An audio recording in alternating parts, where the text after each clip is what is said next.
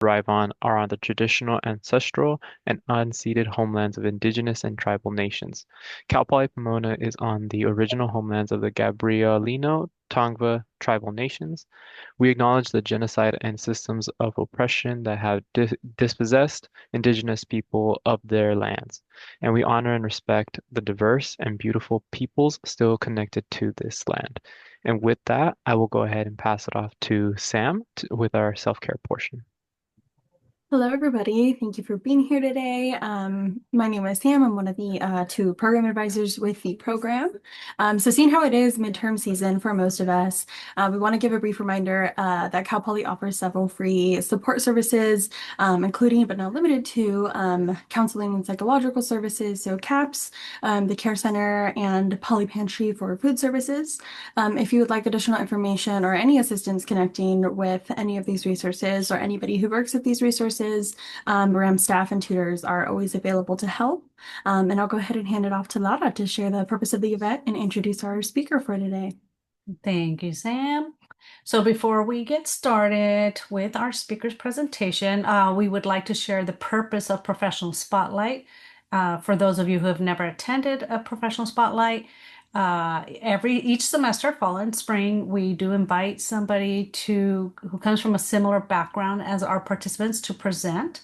And these individuals share their story, obstacles they overcame, perseverance, tips, and advice for participants who are interested in perhaps their field. We strive to have various professions and backgrounds represented to allow all students the opportunity to gain insight on how to navigate college and prepare for potential careers. We hope through this event you leave feeling motivated to pursue new ideas and seek out new opportunities and relationships that will help you succeed at Cal Poly Pomona and beyond. So with that, let me go ahead and introduce Karen real quick. I've had the pleasure of working with Karen in the past when she was an undergraduate student here at Cal Poly, and she was a participant in RAMP and then became a tutor for the program. And so we got lots of years of enjoying Karen's presence. She received her bachelor's degree in aerospace engineering with a minor in mathematics. She's currently pursuing a master's degree in aerospace engineering sciences at the University of Colorado, Boulder. She's an aeronautical engineer at Lockheed Martin Skunkworks, where she contributes to the design, integration, and flight test of various advanced payloads. I don't know exactly what that means, but I'm sure Karen can tell us. Beyond her engineering work, she's passionate about giving back through STEM outreach, spending time with her family, her dogs, and visiting Disneyland. Prior to joining Lockheed Martin, Karen gained hands-on experience across the aerospace industry. She began her engineering career as a mechanical engineer intern at El Dorado National, California, supporting the design and delivery of LA Metro's next bus fleet. She later held internships at Lockheed Martin Space as a mechanical intern in their special programs division and Boeing Commercial as a liaison engineer. So, very busy woman. But Karen, take it away. All right, thank you so much. I am going to share my screen, so let me know if, yeah, go good. Yes. Okay, perfect. So yeah, thank you so much for allowing me to come back. It's nice to be back at Ramp. I love Ramp. It was one of my favorite places. But yeah, I'm here to share a little bit about my journey, and I hope that y'all can get at least something out of it. So let's start from the beginning. Um, Kind of very similar to all of you, or most of you. I am a first generation student. So I'm the first one to graduate college for my family. Um, and both my parents were born and raised in Mexico, Jalisco to be exact. So that's what I call home.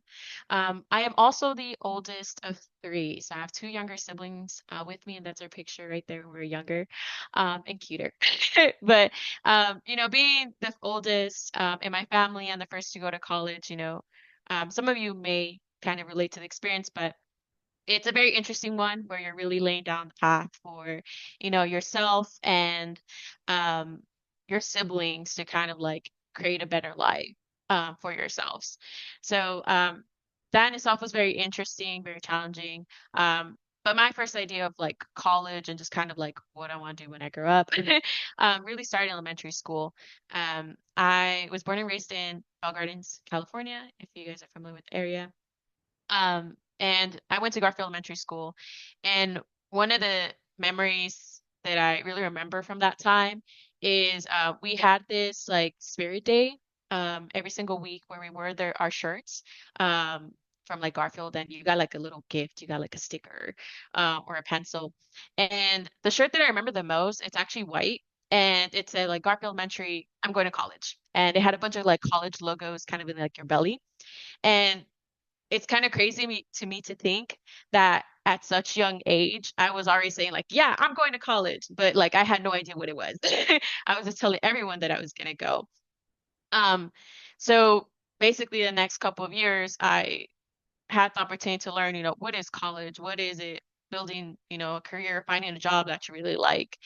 And in my household, like most households, they said education was very important. That's one thing I knew for sure. Like education was very important, and it was going to help me kind of build a better life for myself. Um, and I mean, naturally, I was very naturally good at school, so they didn't really struggle a lot with me for that. But I just kind of had to figure out, how to get from point A to point B. So, middle school, I spent a lot of time trying to figure out, what is it that I like? And I realized that I really liked math and I loved, spending my weekends with my dad renovating our home. My dad is the funnest guy ever when I was a kid. We had just bought a home and every single weekend we had a project. So we either like tore down a wall, we like painted, we were digging. I remember like having a little like shovel that was like kid size to help him dig. And that was my favorite part. I was his little helper. And at that instant, I do remember like thinking, yeah, this is kind of what I want to do. Construction, you know? But I don't want to be the one to do it. Like that's not cool. I want to be the person who helps or like tells people what to do. Um, so yeah, I remember like being like in middle school age and telling my dad like, yeah, I think I want to do construction. Um, and it wasn't until again middle school where I really learned like, oh, that's probably like an engineer role. You probably want to be an engineer.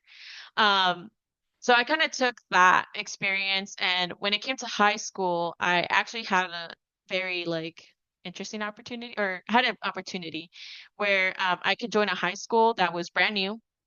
It only had one class currently, and it was a lot more career oriented. So once you got there, you got to explore a career of your choice for your 4 years, and you kind of got to learn all the basics of it. And in my school, the pathway that I chose was ACE, or Architecture, Construction, and Engineering. And because I was only the second class there, we were still kind of defining the rules. So we had like it, the world was our oyster. We could do anything we wanted. And I really took advantage of that because I wanted to figure out what to do. And it was fun, right? You got to like do a lot of cool stuff while you were learning. I did like a solar boat. We were doing like electric go-kart that we could race around the school. Um, and it was just like a very enriching experience for me. So, and at the time I had like in my head, yeah, I want to do construction, maybe civil engineering. That's what I want to do. So I joined a lot of programs that kind of cater to that. And the picture I have in the bottom, that's actually USC Village when when they were like building it. So part of that program, I actually got to go to the job site. I got to that one, but also other ones, and I got to learn about like the people that work there, the engineers and everything. And I think at that time I realized that as much as I really liked construction and all that, it really wasn't like my thing. It didn't excite me enough to like pursue it in college or even as a career.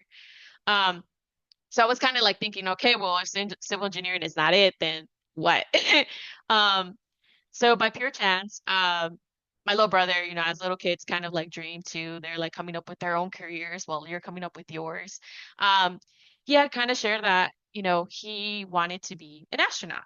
And I like encouraged that. I was like, yeah, you're gonna be an astronaut. We wrote to NASA. We got some goodies back. Um, and I kind of made a promise to him. I said, if you're really serious about going to be an astronaut, then I want to be the one to send you to space. That's the only way that I can guarantee you'll get there safely. So I thought about it a little longer, after making that promise, and I realized, that's not that bad, you know. I in eighth grade, I really liked the solar system kind of like curriculum, and I know I want to do engineering. What if I combine them? And that's how aerospace engineering kind of came into like my view. But again, I didn't really know like what aerospace engineering was. I just thought, you know, that's a good mix for me at the time. So what I started doing is I started investigating. You know, figuring out what can I find out about like space in general, how can I learn more? And the way I did it was in my Spanish class, which I do recommend in high school. I didn't have an honors class, so I'm bilingual. I'm very fluent in Spanish, so I was pretty bored. But I had access to laptops. So what I did is I started looking up news, space news. So anything about plant discoveries, you know, what was happening in the industry. And at the time, SpaceX was just starting to blow up. So they actually, I saw the unveiling of their crew spacecraft, the one that sends the astronauts to the ISS. I saw it when they first unveiled it to the public, and I thought it was the coolest thing ever. Like they sold me. So for a while, like in high school, I was SpaceX #1 fan. Like I wanted everything to do with SpaceX, and um, you know, as I was thinking, you know, what am I going to do in the summer? I was like, well, I should try something that's, you know, going to allow me to learn more about aerospace engineering and what I can do with it. So I found the Summer Transportation Institute at Cal State LA. But in order to go there, I had to get letters of rec. And um, what I started doing is I started selling myself to my teachers. I was like, hey, write me a letter of rec. I really want to become an aerospace engineer. And obviously, part of that pitch was SpaceX. And I was very fortunate because, well, my teachers really liked me and they believed in me. But also, my math teacher, who I was currently like pitching myself to, um, kind of brought up the point that he happened to have a brother-in-law who worked as a mechanic at SpaceX. And he said, hey, you know, I've never toured the place. I'm very interested in kind of seeing what it's all about. Would you like to come? And I was like, yeah. Um, I want to see what's going on. I want to see, you know, where they did that live stream. Um, so fortunately, he did pull through. He ended up taking me and my dad to SpaceX, and I was like mind blown as like a 10th grade, I think. Um, like walking through those halls and seeing like all the amazing stuff that they're doing. Like I can still vividly remember how everything looked like. And I've been there recently. Like it went back like a year or two ago. And I remember walking through there and I like went back in time. I was like, yeah, like I'm walking through these halls and whatever. Um, and at that time, like, you know, I had already told my dad, hey, I want to do construction, but now all of a sudden I'm like, hey, I want to do aerospace engineering. He's like, what is even that? Um, so when we went to SpaceX and we saw like all these cool things happening, he's like, yeah, I'm sold. You could do that. Um, do that and like show me more cool things. Um, so yeah, I was told that aerospace engineering was kind of like a good direction for me to go. So I actually ended up going to that program for the Summer Transportation Institute. And 1 week we actually learned all the basics about aerospace, so like forces and stuff. And they even actually let us fly a Cessna, which is like a little like the commercial planes that you see flying everywhere. So I can officially say I flew in a Cessna, even though it was only 15 minutes, but it was pretty cool. But yeah, but one thing I did realize through all that was um, airplanes are not my thing. I know it's crazy. I'm an aerospace engineer. I admit it. But airplanes are not really like my favorite thing. I love everything about space. And no matter how beautiful your plane is, like it'll be cool to me, but it just doesn't provide the same excitement. So when it came to applying to college, I decided I was going to do aerospace. I applied to a bunch of schools, and I ultimately ended up at Cal Poly. Um, where, you know, I was going to now pursue aerospace engineering. Um, and, you know, being the first to go to college, you know, it was the first time I was going to leave home. And my experience was a little different because my first year, I didn't live in the dorms. I actually lived with a family friend off campus. So I had a commute. And so that was interesting, right? Because I'm like, now I'm not really living at home, but I'm not living at school and now I'm doing this new thing. And although I was very excited about aerospace engineering, I was starting to get doubts. I was like, well, like, do I even know what an aerospace engineer does? Like, is this something that I'm even going to be good enough for? Um, Also, like what added to those doubts was when I did my math placement test for math, I actually didn't score into calculus, which is what I needed um, to start my major classes that first year. Placed into algebra, which is kind of like the lowest you can. And I was kind of like taken aback. I was like, how can I be an engineer if I can't even do math? Like I'm here like at algebra when I should be at calculus. Um, so I was like, I don't know if I want to do this, like, or if I can do this, and now I have to wait a whole year for me to figure out if this is really what I want to do because I can't take these classes. Um, but despite all that doubt, like I still was trying to make the most out of it. Like, well, I'm here. I need to like feel like I belong here, feel like, I'm accomplishing something here because at the end of the day, I was, right? I was trying to find a career and a future job. So I ended up going to Summer Bridge at EOP, or that's sponsored by EOP. I don't know if they still do that. But it was a great time. I had a great time. And during one of those, we had like workshops um, during that time. And during that time, one of those workshops was actually uh, and they were pitching it to us and whatever. And I think I remember I was like, yeah, it seems like a good opportunity. Like, I don't know if I necessarily need tutor, but why not? So I ended up, applying for the program, joining, signing up for tutoring. I got accepted. And I was like, all right, like, let's give this a try. I don't know what this tutor is really about, but um, it's a good opportunity for me to kind of be involved, takes up some time. And it was honestly the best decision I made. Um, because ramp kind of like grounded me my first year. It was like my little home where I felt like I belonged. And then I was doing tutoring, so you get paired with a tutor, right? I got super lucky, like out of the combinations, because I ended up getting Wayne, which is an upperclassman aerospace engineer, and oh, Wayne's amazing. Um, yeah, he was like really great. Honestly, what he did that first year, like again, I had all these doubts about aerospace engineering, whatever, and he knew all of this stuff, right? He knew that I was an aerospace engineer, but I wasn't starting my major classes right off the bat.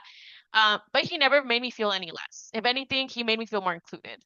He would tell me all these crazy stories about the professors in the aerospace department, and he would make me laugh so hard. He made me feel like I belonged. And when I actually started taking those classes and actually started experiencing those professors, I'd be like, oh yeah, Wayne used to tell me that. Um, so yeah, so ramp kind of became like my place for me to kind of like feel safe. I eventually became a ramp tutor, so I started working there, and that was really nice. Um, but yeah, it really like, gave me the confidence to explore other opportunities out there. So as an undergrad, I did a lot of things. Loud I can tell you, like my calendar was booked. Um, but yeah, I was a part of, I was doing my core classes, I was working at Ramp, and I was a part of different projects. So I did NSL or NASA Student Launch, and then which is a competition where you design a rocket and then fly it. Um, and then I also was part of a research project in collaboration with NASA, which is called CubeStep, where we're designing a new technology and embedding it into a CubeSat that was meant to launch. So I was doing a lot of things, and it was a little hard to maintain at moments. But it was really fun. I don't regret any of the things that I did. Um, I definitely probably would like to change how I handle certain things, but overall, like I really enjoyed every opportunity that I took because um I did it with a purpose, right? I was very selective with what I did. And then eventually in all of this, I also became a part of SHIP, or Society of Hispanic Professional Engineers, which is honestly like my second home. After Ramp, that really became my second home because it was a perfect mix of what I wanted. It was a community that I wanted, plus, the I guess the technical side of things, right? Because we were all, or most of us were first gen students who were here with big dreams, and we were in this in the struggle. And we were struggling together, we were dreaming together, and we were supporting each other along the whole way. So, I've met some of my like closest friends from there. I still talk to them. But also like ship was a good place for me to learn who I was as a leader. I got the pleasure to be president my last or second to last year of undergrad, and I ran it like it was a little company, honestly. I still say to this day it's a little company that I ran. It was hard, but it was very like enriching in the way that like I got to experience a lot of things like talking to companies, talking about money, trying to sell our services, like it's all crazy. But yeah, it really is Ship to who I have to thank about all the opportunities that I did on the technical side. Um, because when it came to being an actual engineer, Ship was the one who kind of exposed me to all that. And it was through Ship actually where I got my first internship. I was a part of a technical project with them and a company, El Dorado National California, which is a bus manufacturing company in Riverside. And they took me on as an intern, and through them, I, learned everything from like design to writing manuals and helping them in their post-delivery like processes. And as an intern, I was an engineer, like full on. They gave me a lot of responsibilities, which is scary, because I was like 19 or 20 at the time, and you're telling me I'm running like a customer like location by myself, telling the people what to do. I'm like, no way. But it was really fun. Um, and you might ask, like, how is an aerospace engineer working on buses? Like, that's interesting. Um, but to me, fundamentally, like what it meant to be an engineer, I loved engineering, basically. And this is what being an engineer was, solving problems, and making things happen. So I really love this experience because it really taught me what it is to be an engineer. And it taught me that I love design. That's really what I wanted to do with engineering. Also, the experience is very special to me because when I was younger, my mom didn't drive. So anywhere we had to go, it was through LA Metro buses. So the fact that I was here now as a college student, building the next fleet of LA Metro buses, like that was a full circle moment to me. I was like, oh, that's crazy. The fact that I can do this. And I remember going in the buses and I'd be like, yeah, that's right. That's right. Oh, no, that's wrong. You need to fix that. I'm like, that's not the bus I know. So, yeah, it was really special to me. But again, I'm an aerospace engineer. I need to do aerospace engineering things. So I decided to find opportunities that, were aerospace engineering related. And that led me to Boeing. I actually got this opportunity at the Ship National Convention. And this experience was a little different though, because it was actually peak COVID or COVID-19. So a lot of people or a lot of students were losing their internships that summer. They actually got, rescinded their offers. But I was very fortunate where Boeing kept us online. So we didn't get to see the planes, we didn't get to go to plant, but we still learned and we're kind of like immersed in the culture. So although I didn't learn a lot of technical things from here, I did learn what type of culture I wanted to work in. Um, One of the things that Boeing does best is really like make you feel like you belong and you're part of the family. When I was there as an intern, I was trying to learn everything about, what engineers did, how did they get there, and I reached out to a bunch of them, like across the company, different states, and as a testament of like how much they believe in raising the Okay, sorry, it turned off. But yeah, as a testament how well they were at, raising the next generation, out of everyone I reached out to, only one did not reply. So I really learned, that's the culture I want to work in. But again, it wasn't exactly what I wanted to do. I wanted to do space.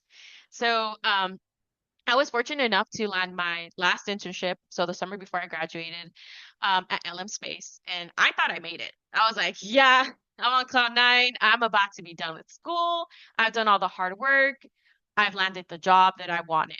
And for engineering, it's a little bit typical where your last internship turns into a full-time job. It's very common. So, I was like, yep, I got my job, we're settled, and I was dreaming. But unfortunately, that wasn't the case. I was hit with the reality that I did not get a return offer. So I was kind of taken aback, like, oh, here I had my whole life planned, and now I don't have a job upon graduation. I have to go back and look for one. Um, and that was a little discouraging, but um, basically, I knew I just had to go in. I knew what strategy worked, and I committed. I went to every single convention that was available, in person and virtual, and I pitched myself, hey, this is what I can do. How can I help? And, I leveraged my background and, really tried to find opportunities that matched. And I was ambitious. I was like, I want something space. I'm going to get something space. And then I got a hit with the second realization. I was fortunate enough that I got 4 offers, but um, none of them were space, and all of them were out of the state.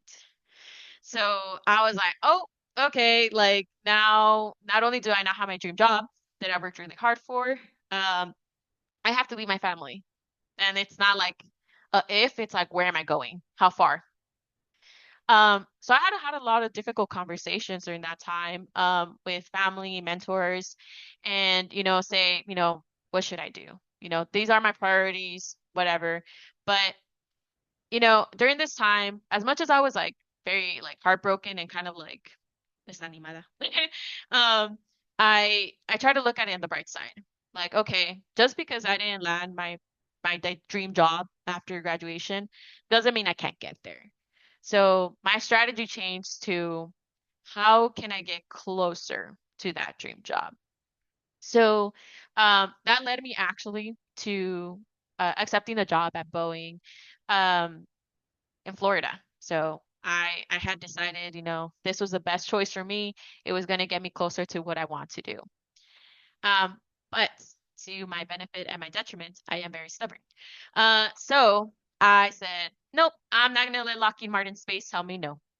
You're going to let me back in. So I kept applying. I had accepted this job, or I had told them I was leaving, but I kept applying. And I did hear back from Lockheed. It wasn't space, but I still did the interview, whatever. I was like, practice. Um, but that's actually where I met my manager. And it was kind of like coincidences, because I met my manager. He happened to be wearing a polo with the plane of the program that I currently work at. And I only knew that plane because my friend was in that program. So I pointed it out. I was like, hey, you work at the U too. And he's like, yeah. I didn't get that job, which is fine because I didn't want it. But what did help was that the fact I attribute it to that. I don't know if it's true, but I attribute it to the fact that that made an impression, because later on I get an invite to an interview for a job I didn't apply for. And, I was like, okay, like, I'll do it. What do I have to lose? Plus I was excited because I had the little like LM space like astronaut. So I thought it was space. Later realized it's not, but I still did it. And it was for an opportunity here in Palmdale, as an engineer in the YouTube program. And I was like, okay, cool. Like, why not? And ultimately, I ended up getting the job. So I'm like, okay, I have this other job offer, and now I can stay in California, right? Again, I'm still signed to the Boeing in Florida. Like, I told them I'm going. So I had to have another series of difficult conversations like, hey, what are my priorities? Yes, this is not what I want, but, it is home. I can stay home. And that led me to staying home. I ended up taking that job, which again wouldn't have happened if I was not stubborn.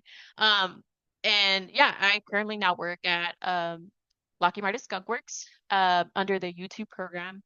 It is the one in the bottom right here. She's beautiful, Dragon Lady, built in like the 1970s, so really old, but she's still working. She's a hardworking lady. And we still integrate a lot of payloads to it. So a lot of like instrumentation per se. And I help basically, integrate them, like design what they go on and then put it in the aircraft. And although this wasn't, again, I'm not a fan of airplanes, but although this wasn't like what I wanted, it was still a stepping stone, right? Because one, it allowed me to stay home, which is what I wanted. Two, it still allowed me to be a design engineer, which I said I really liked, right? It still allowed me to be a design engineer. Plus, I get to see them, or whatever I design, I get to see them make it, and I get to see it be put on the plane, and then I see it take off. So, that was pretty cool to me. I was like, okay, Like, I don't get to see a spacecraft, but I get to see a plane. Like, that's pretty cool. Not just that too, but it's a really old plane. So, um, other people before I was even born, we're working on this like plane. So that's crazy for me to think. Like, I see the drawings, hand-drawn drawings, okay? Like in our work, and I'm like, that's crazy. Like, how is this even real? And I know for a fact, like, I'm never gonna get an opportunity like this again. So I'm really thankful that I ended up taking it. But as much as I do love my job, it's not ultimately what I want, right? Um, and like I said, I'm stubborn. So, um, the great thing about Lockheed too is that it's such a big company, and they really support, you expanding your learning, to benefit yourself and then the company ultimately. So I decided to kind of take advantage of that and continue to grad school. I decided a year after I graduated that I was ready to go back to school, and I applied to a lot of programs in aerospace engineering, but I was specific this time. Space programs. Like, I was intentional with what I wanted because I did not want anyone doubting that I didn't want to do space.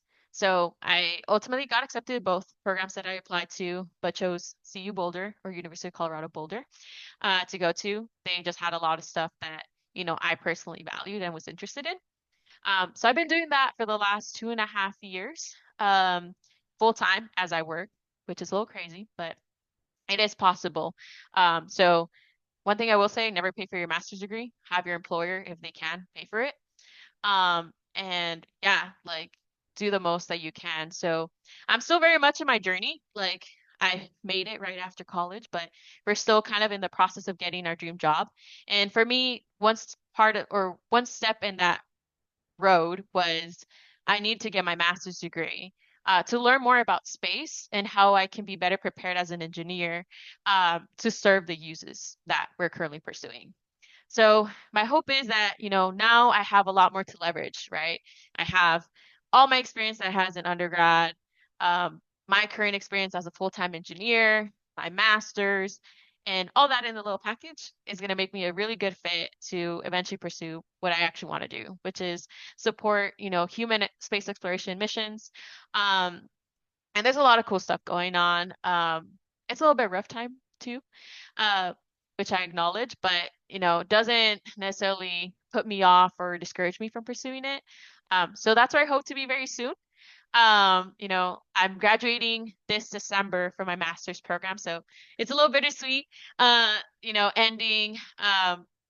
But it's time for me to kind of like transition that role, and then eventually, hopefully, find my job that I want. But um, that's a little bit about me. I'll open up to any questions if you have any.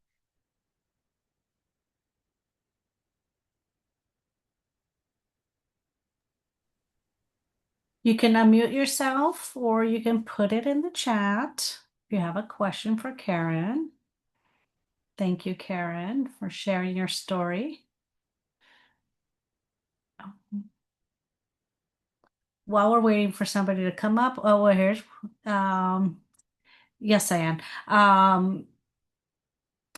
You mentioned the obstacle of the math placement tests and not placing at in order to start with calculus. Were there any other obstacles that you face after that, where you know some challenges where it kind of maybe kicked you in the butt a little bit, and how Yeah, did you persevere? classes. Um, the classes are not that easy, and my biggest demon was dynamics. Um, Sales and I'll dynamics. be honest, like, yeah, like, people agree, but I failed it several times, and I'll be honest with you guys. Um, but the way I did is like I acknowledged, the reasons why I failed it every single time. I reflected like what happened, what went wrong. And sometimes it was just me not understanding the content, me not putting the time, me prioritizing other things rather than school. And um ultimately what I decided was like, I have to know when I need to stop. So I pursue tutoring. Like EOP is really great. I don't know how they are now, but back then when I was in undergrad, they're really good with like tutoring, one-on-one tutoring. Um, so I signed up for it. Like I signed up, I made sure I had time for everything. I eventually took the class with a friend who I knew was going to push me and I can ask them 1,000 dumb questions and they won't judge me. And honestly, that's what got me through. Having just like that extra tutoring support plus my friend to really get me through it. Um, so that was definitely a challenge I had, like just in general, learning how to better study and how to like know my limitations as a student and knowing when to ask for help. Um, yeah. Great. We have a few more questions or a couple in the chat. Dustin wants to know, do you want to work in the private space industry or for NASA? Um, Knowing how the climate is right now, probably in a private space industry. Um, it's there's pros and cons to each. I think private allows you a little bit more to have a little bit of what that experience that I had at El Dorado, where I could do anything and, really leverage what it is being an engineer, because at least the way it is at Lockheed right now, you have a job and that's your job. Like you don't stray away from that. Like I don't do stress analysis, I don't flight test, I don't do anything. I do design. I design and integrate, and that's all I do. Whereas private, you have that ability to kind of like be multiple things at once. Also, there is a lot of like development and innovation going on there. So I think it'd be a fun time for me to kind of like really immerse myself there and learn as much as I can. But NASA would be a dream, of course. Like JPL, like how cool would that be? Just I don't know if that would align. Thank you. And then Marcelino wants to know, when did you decide to take on a minor? Um, I think I was toying with the idea for a while. I think since I started because I really love math. Um, Yeah, I really love math. I'm weird like that. And I wanted to continue math even after I was done with engineering. But because of the way that I did my undergrad, so I did 6 years, my last year was pretty empty. And either I could do a lot more engineering classes or I could take on a minor. So I decided to commit. I took a minor in math, and honestly, it was like the best thing I did. It was really fun hanging out with the math people because they would always surprise them that I was an engineer. And they're like, "What are you doing here?" Um, but yeah, I learned a lot of math. And since I had the time, I said, why not? Like, I'll be a math major for like a year. Um, and it was really fun. Yeah, that's when I decided to do my math minor. I think that highlights some of the irony sometimes where, the math placement test versus I'm minoring in math and I love math so much kind of thing. And so I think that's a good lesson for us to learn too, like to not be defeated when you fail in one area or you don't accomplish it at the level that you're hoping for, right? Marcelino's aerospace engineer major also. And Arifa here says, how did you overcome the feeling of rejection after applying for a position that you thought you qualified for? I tried to look at the positives. I knew again that like just because I re got rejected, it doesn't mean that I'm not, good enough for it. Sometimes it's honestly a mixture of like, how do you fit into that group? And if you don't fit in, then maybe it's not a great fit. Um, So I mean, a lot of times I always allow myself to like wallow, right? You have to allow yourself to kind of feel it for a bit. I gave myself a week typically, be like, all right, say everything. Oh my God, they suck. Like or something like that. And I would rant to my boyfriend and everything. But then after that, I'm like, all right, get it together. Let's go back at it again. So yeah, I allowed myself to feel the feelings that I was experiencing, but I limited it and said, okay, it's time to move on. Let's try to do it again. Um, that's what I normally did. You say so many quotable things. I love it. Jasmine wants to know where we're doing internship. Were you doing internships every summer? Uh, Pretty much. My freshman year I did not. I did summer school. Or so the freshman year, so going into sophomore year, I Mhm. did summer school. The year after that, I might have also done summer school. And then after that, I did a whole year of El Dorado National. So I technically had 2 summers with them, and then after that was Boeing and Lockheed. So for the most part, I did. If not, then I was at school. Got it. One or the other. Yeah. Mhm. Wonderful. Do we have any other questions? Another thing I will say though, going back to how did you overcome that feeling of rejection, um, leverage or like rely on the people that helped you get to where you're at. To me, when especially when I felt down, I liked going back to my high school, and that was low key weird. Like some people will be like, "Oh, go back to high school," but I really loved my engineering like teacher at my high school. I still talk to him today, and to me, I leveraged, or I guess I relied a lot on him and like his belief in me to continue going. Like, oh, if he believed in me in high school that I could do this, I can do this. Like, I can't let him down. So yeah, so sometimes I would just go back to like my high school and see all the other students, and I'd be like, yeah, I was once here in high school. Um, I thought I could do this. Like, I was doing all these other things, and why can't I do it now? So that in itself would also like rejuvenate. Like, it would just remind me, basically, like, yeah, um, you're here for a reason. Just don't lose sight of it. You touched on having to retake dynamics multiple times.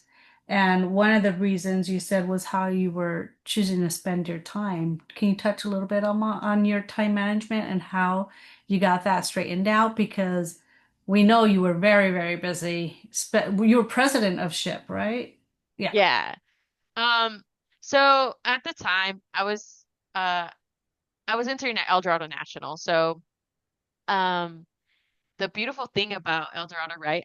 It's great. I got to do a lot of things, but um, the requirements for hours was a little bit too much. And I think at the time I was losing sight of like what my priorities were. Like I was having fun. I was learning all these things to be an engineer, but then I was like, in order for me to be an engineer, I kind of need to pass these classes and get this degree. Um, so at the time, there was a lot of like back and forth about me, how much time am I spending there? How much time am I really spending in school? I was very tired. I'll be honest. Like I was driving very, like I probably should not be driving. Yeah, I was really tired. And that's ultimately why I ended up leaving. Apart from wanting to pursue aerospace stuff, but um, I knew that they or maybe not being so respectful about my limitations, and I wasn't being nice to myself by overworking myself. So I learned, hey, this is clear a problem, someone has to win. So I let school win, and I ultimately came back, left the job, and then also at the time, because I was a part of SHIP, I learned the magic of Google Calendar.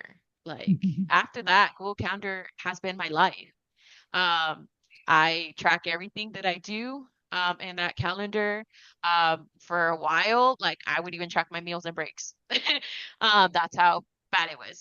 But, it kept me organized and it kept me going and made sure that, I was doing everything I needed to be. So I had to like basically struggle and get to a point where a failure where I was like, yeah, something needs to change, acknowledge that, and then, make a decision. And yeah, but honestly, Google Calendar is what saved me. Yes. Good comments. Kara says she loves her Outlook calendar. Best resource ever. Yes. Shout out to Karen as a former tutor. She was instrumental in converting our tutoring materials to digital and online during COVID. Oh, that was a nightmare. Like thanks to Dustin's leadership and the tutors just taking it over, we got there. She really helped our program survive and improved our online tutoring experience for sure. Yeah, thanks for taking me back, Dustin. Uh, Yeah, I remember converting some of those like scanned to like online. That was me mhm. back. Some of our tutors are possibly still using some of the materials you guys converted back then. Um, can you touch on family a little bit before we close out during your college years? Like, Yeah. All like family was very interesting. It was a very interesting dynamic being like the oldest, being away, your siblings growing up, kind of like not away. I'm being a little dramatic too because I would go home every weekend. Like I did not live away from my parents. Like even when I dormed. So I eventually after my first year, I moved to the village. I was home every weekend unless I had something important to do for school. So to me they're really important. I always went back. I always made sure that I was like involved with like my brothers and like kind of what their journeys in high school were, and especially when it came to them, going to like college, like what did that experience look like? I made sure that I always helped them out, and sometimes I was just the ear for them to like talk to. A lot of the times I was the second parent, or the third parent, where I was like, hey, do this and that. But it was a lot about learning, what my role is in this like family, what it is to be an older sister. Um, but yeah, I've always been there. We're really close. So like we talk daily. We have a little group chat. We send all the memes. But yeah, my family is very important to me, so I always made sure that I was there whenever they needed. nice. I know we're at 12:51, but we do have one more question. Maybe we can answer that before we close out. Does your brother still want to be an astronaut? No, but he did stick to science. He's doing material science at UC Merced. This is his first year, so yeah, not astronaut. It's okay, but an engineer, another engineer for the family. Thank you. Carlos, you want to close us out? Yeah, sure. I mean, I just want to say, Karen, thank you so much for giving us such a inspiring story and insight into your journey, right, as a student and as a professional in your field, and like I said, we have a couple of engineers, in this Zoom room as well, who I'm sure can take, some of that insight and advice that you also gave as well. So thank you so much for, uh, just sharing with us your story as well. So, let's all, thank Karen once again. We can do a little applause, like emoji reaction as well. Thank you so much for being our professional spotlight for this semester as well. And, sharing your highlight with us as well. And as Laura had posted in the chat, we do have a survey that we do ask our attendees to complete. It is very brief, so we do appreciate it. It is linked on there as well. And once again, thank you, Karen. Marcelino said it doesn't work, the survey link, so we might Does have that? to email it, or maybe Okay. you could try dropping it there. But Yeah, sure. Let me check. yes, to reiterate, thank you so much, Karen. I can listen to Karen talk like all day long. You're a wise woman. Yes. So thank you everybody for joining us and have a good rest of your day. And yeah, we'll make sure, oh, maybe that'll work. So if you can click on that link before you log off, and if not, we'll follow up with an email anyway, just to be sure. Yay. Thanks, guys. Thank you, everyone. Thanks, Karen. Thank you so much, Thanks to you, Karen. Thanks, Dustin. Karen. Hey, good to see you. Thank you.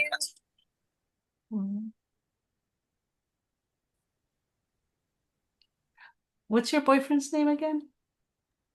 Andres. Andres, my kid's middle name. Okay. Oh, Where's he working? okay. Lockheed too. Oh, yeah. I was like, I don't remember. Yeah, he was already working there last year. Okay. He works at the same place that I do, just different program. Mm-hmm. Got it. Oh, He's awesome. also done with his master's December, so we'll both have our Oh masters. my gosh, you guys are like so parallel. We had to. We got to keep up with each other. Yeah. can't be any less. Trying to keep up or compete with one another? That's the question. No, we try not to. Although I joke around, like sometimes there'd be like promotions, and I'd be like, "Oh, look what I'm getting!" Like, or this and that, and then we'll joke around, but it's never like it's like fun. Yeah, that's good. All right. Well, we're not going to take any more of your time. We truly appreciate you putting this together. I know your time is precious, and good luck on your midterms. Thank you. It was Thank you, nice to Karen. Good Good luck. meet luck. virtually. Thank you so much. It was great to meet you. Bye. Yeah, nice to meet you. Bye. Bye. Bye. Bye.